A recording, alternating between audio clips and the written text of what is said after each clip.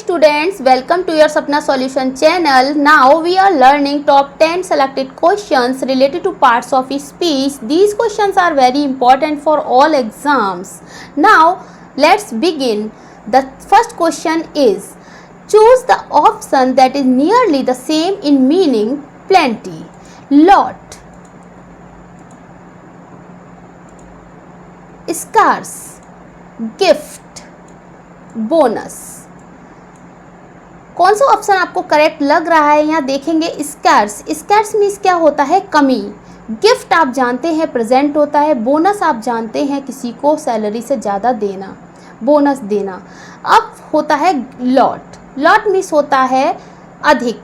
और plenty means क्या होता है? प्लेंटी ऑफ वाटर, यानी कि he drank plenty of water, यानी कि उसने अधिक पानी पिया, अधिक पानी पिया। तो इसका ऑप्शन क्या हो जाएगा आपका? A option should be correct. Now a, lot. Now the question number 2 is, choose the word that can join two given sentences. Sentence मैंने लिया है write properly, do not write at all.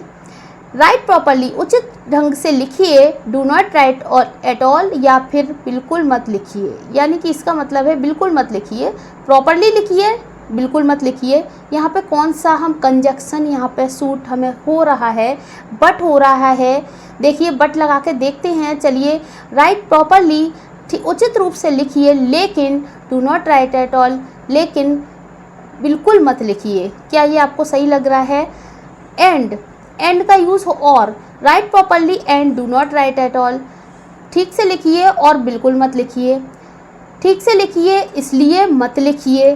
सो, और का मतलब होता है या। ठीक से लिखिए या फिर बिल्कुल मत लिखिए। मुझे लगता है D option should be corrected, because और क्या हो जाएगा आपका यहाँ पे?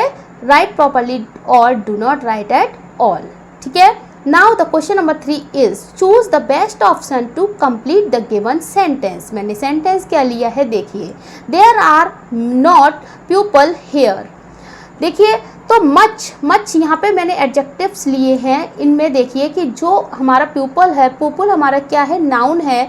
तो नाउन जो है प्यूपल, वहाँ पे अब उससे पहले हमें यहाँ पे एडजेक्टिव का यूज़ करना है। मैंने इससे पहले भी कई सारी वीडियोस बनाई हुई हैं, आप उन्हें देख लीजिए, जिसमें मैंने यहाँ पे थोड़ा सा समझाया है कि अगर आपका काउंटेबल होता है तो काउंटेबल एडजेक्टिव का ही आप वहाँ यूज़ करेंगे।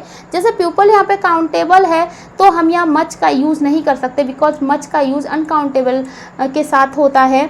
तो मैनी का मे भी हो सकता है। ए लॉट के साथ हमें ऑफ की ज़रूरत होती है। अगर यहाँ पे होता there are not a lot of people here, तो लॉट ऑफ भी हमारा अनकाउंटेबल के साथ लगेगा, ये भी नहीं होगा। सम हो सकता है। अब यहाँ हमें बेस्ट ऑप्शन चूज़ करना है, तो क्या मैं यहाँ इसकी हिंदी निकाल के देखते हैं। There are not people here, यहाँ पर लोग नहीं हैं, यहाँ पर कुछ लोग नहीं हैं, या यहाँ पर कई लोग नहीं हैं। तो यहाँ पे करेक्ट ऑप्शन आपका कई लोग नहीं है, ये आपका सही होगा। मैनी आपका करेक्ट हो जाएगा। Now the question number 4 is, choose the correct word order. इस वर्ड ऑर्डर को आप करेक्टली चूज कीजिए। I lent my pencil him, my pencil I lent him, my pencil him I lent my pencil. Fourth, अब देखेंगे, अब मैं इसमें देखती हूँ कि I lent my pencil him. अगर यहाँ ये लिखा होता I lent my pencil to him, तो ये करेक्ट हो जाता, क्योंकि जो हमारा इनडायरेक्ट ऑब्जेक्ट होता है, यहाँ पे दो ऑब्जेक्ट हैं, माई पेंसिल और हिम। तो इनडायरेक्ट ऑब्जेक्ट हमारा यहाँ पर क्या हुआ है? हिम। तो हिम को कभी भी डायरेक्ट ऑब्जेक्ट से पहले नहीं लिखते। अगर लिखते हैं तो वहाँ प्रीपोजिशन टू का यूज़ करके लिखते हैं। यानी कि यहाँ क्या हो जाता? I lent my pencil to him, तो ये करेक्ट होता है। यानी कि यहाँ पे ये गलत है sentence. Now the second option देखते हैं, माई पेंसिल आई लेंट हिम, मेरी पेंसिल मैंने उसे उधार दी। तो ये भी गलत है यहाँ, क्योंकि ऑब्जेक्ट यहाँ पहले है और सब्जेक्ट बाद में आया हुआ है। माई पेंसिल हिम आई लेंट, ये भी गलत है। तो आपका फोर्थ ऑप्शन करेक्ट हो जाएगा, I lent him my pencil, मैंने उसे अपनी पेंसिल उधार दी। Now the question number 5 is, which prefix can be used with the following words. Prefix means होता है उपसर्ग। जैसे कि आप हिंदी में देखते हैं कि उपसर्ग का यूज़ हम शब्दों के आगे लगाकर करते हैं, ऐसे ही इंग्लिश में भी प्रीफिक्स का यूज़ हम करते हैं। जैसे कि किसी शब्द के, अब हम यहाँ पे चेक करेंगे कि टेक, चीफ और बिहेव के साथ कौन सा वर्ड यहाँ यूज़ होगा। तो non take, non chief, non behave होगा, dis take, dis chief, dis behave होगा, या in take, in chief, in behave होगा। I think mis take, mis chief and mis behave is the correct option. तो mis आपका correct हो जाएगा। Now the question number 6 is choose the correct positive degree. ये बहुत ही important है। देखिए less क्या होता है, लेस आपकी कौन सी डिग्री है, कंपेरेटिव डिग्री है। कैसे, मैं आपको बताती हूँ। लिटिल लेस लीस्ट होता है, little less least, little positive, less comparative, और लीस्ट आपका होता है सुपरलेटिव। बैड वर्स वर्स्ट होता है, तो बैड आपका पॉजिटिव होता है, वर्स आपका कंपेरेटिव होता है, वर्स्ट होता है तो वो सुपरलेटिव डिग्री में चला जाता है। मच मोर मोस्ट होता है, या मैनी मोर मोस्ट भी होता है, तो दो, यानी कि मोर हमारा कंपेरेटिव डिग्री है। आई थिंक तीनों ही आपको ABC ऑप्शन तीनों ही आपके कंपेरेटिव डिग्री हैं, और हमें यहाँ पे पॉजिटिव डिग्री चूज़ करनी थी, तो हम चूज़ करेंगे यहाँ पर लिटिल। लिटिल लेस लीस्ट होता है, little is the positive degree. Now the question number 7 is what is the plural form of deer. Deer की प्लूरल फॉर्म बताइए। तो डियर की प्लूरल फॉर्म कभी चेंज नहीं होती, डियर हमेशा डियर रहता है। ऐसे ही कुछ वर्ड्स और हैं जो चेंज नहीं होते, जैसे कि शीप भी कभी चेंज नहीं होता। हम कभी भी शीप्स इस तरह से नहीं लिखेंगे।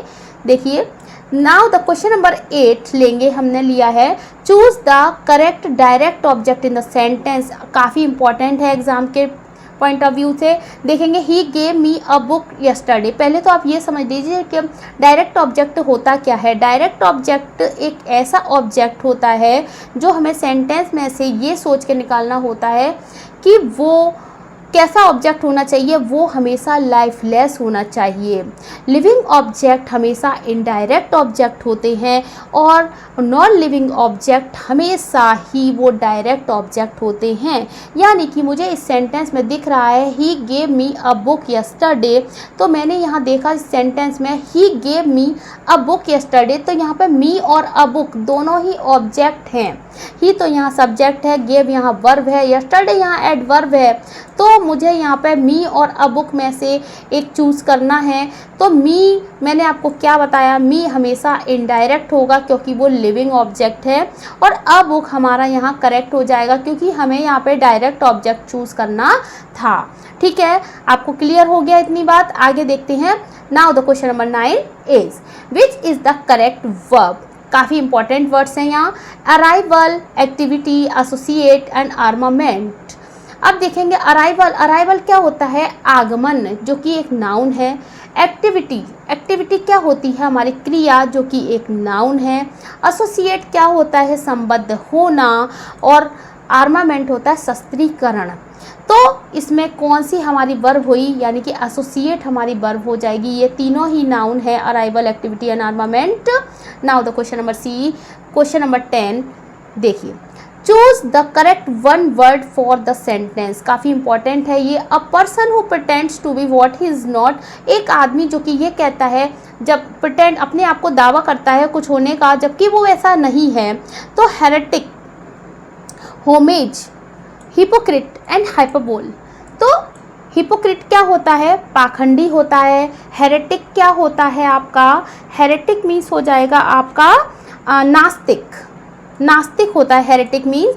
होमेज नहीं होगा यहाँ, हिपोक्रिट हो जाएगा पाखंडी, और हाइपरबोल आपका होता है अतिशयोक्ति। तो यहाँ पे ऐसा व्यक्ति जो कि वो ऐसा है भी नहीं, फिर भी वो अपने बारे में कुछ ज़्यादा ही प्रिटेंड करता है।